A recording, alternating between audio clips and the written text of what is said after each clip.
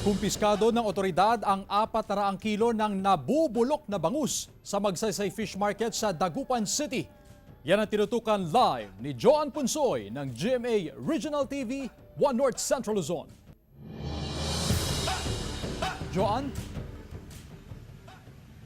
Chris, sorpresa nga itong sinagawang inspeksyon ng otoridad kaya naman walang nakalusot na gataw o nabubulok na isdang bangus sa Magsaysay Fish Market.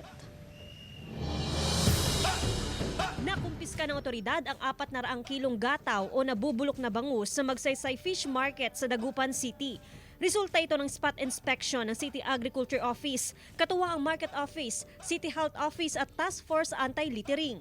10 kahon na naglalaman ng tig-40 kilong nabubulok na bangus ang nasabat. Hindi na sariwa yung isda. Nagpapakita na ito ng mga signs ng decomposition.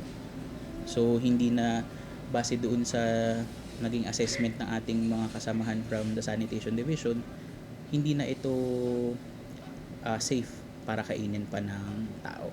Ayon sa City Agriculture Office, mula sa isang bayan sa Western Pangasinan ang nabubulok na bangus at ibebenta raw sana ito sa mas murang halaga. Hinahanap natin yung tinatawag na auxiliary invoice na ini-issue ng ating mga municipal agriculture offices din. Sa auxiliary invoice kasi sinasabi doon na yung ating isda na tinatransport ay nahuli sa tamang pamamaraan at the same time safe for human consumption.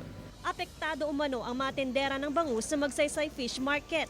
Bagamat maganda ang kalidad ng kanilang bentang bangus, may ilang mamimili raw ang hindi maiwasang komisyon sa kanilang bentang produkto.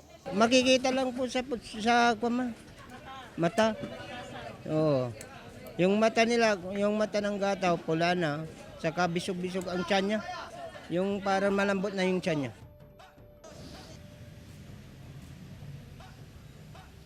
Bukod nga sa physical features na dapat nga ay pula itong hasang, malinaw o maputi itong mata at dapat firm din itong ang laman ng bangus, dapat wala ring masangsang o mabahong amoy mula nga sa isda. Magtaka rin daw kapag sobrang baba itong presyo kumpara sa standard price sa palengke. Sa ngayon kasi ay naglalaro sa 115 to 185 pesos per kilo ang presyo ng bangus sa Magsaysay Fish Market. Chris? Maraming salamat Joan Punsoy ng GMA Regional TV 1 North Central Luzon.